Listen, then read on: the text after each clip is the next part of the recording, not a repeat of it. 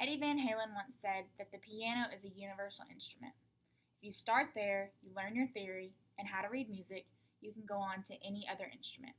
Hi, my name is Mallory Lester, and today we're going to travel through time and see how the piano came to be. I began playing the piano when I was about 6 years old. I played for 7 years because my mom told me that if I learned to play the piano first, I could learn any other instrument with a lot more ease.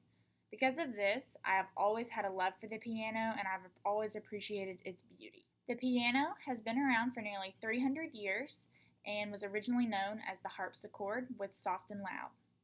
Bartolomeo Cristofori created it in the 1700s. When creating the piano, Cristofori was attempting to invent an instrument that was like a harpsichord but that was also sensitive to sound.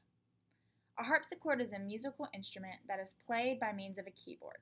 It produces sound by plucking a string when a key is pressed. It plays notes by pressing keys that cause strings to vibrate at certain frequencies.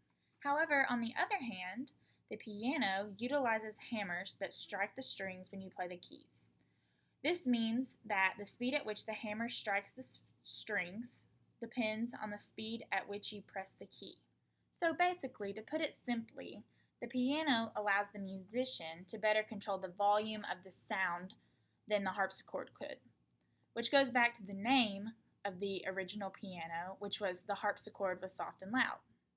Experts describe Cristofori as an artful inventor who created such a sophisticated action for his piano that at the instrument's inception, he solved many of the technical problems that continued to puzzle other piano designers for the next 75 years of its evolution. It's clearly obvious that Cristofori did a great job creating the initial piano. However, others have still had their attempt of updating the piano over the years. About 50 years after Cristofori's invention of the piano, an Austrian man named Johann Schmidt created the upright piano. This piano is a more compact instrument with strings that are vertically aligned opposed to Cristofori's piano that was essentially a grand piano. This meant that the strings ran parallel to the ground. In the 1800s, Thomas Loud from London tried to improve Schmidt's invention by adjusting it so that the strings ran diagonally. Recently, the electric piano has been created.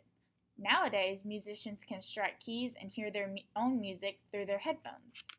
Although improvements have been made so that pianos can be totally electronic and require so much less maintenance, they don't have to get tuned and all of that kind of thing, most artists still prefer to use acoustic pianos as opposed to electric ones, because apparently the acoustic pianos produce rich tones and true musical production. It is said that pianos can sustain pitches in lyrical fashion, creating all musical styles and moods with enough volume to be heard through almost any musical ensemble. It's so interesting to see how the piano has changed over the years. It's changed its sound, it's changed its body, and I'm sure it'll continue to change for years and years to come. I think it's safe to say we will always be able to enjoy the beautiful sound of the piano. Thanks for watching. Have a great day.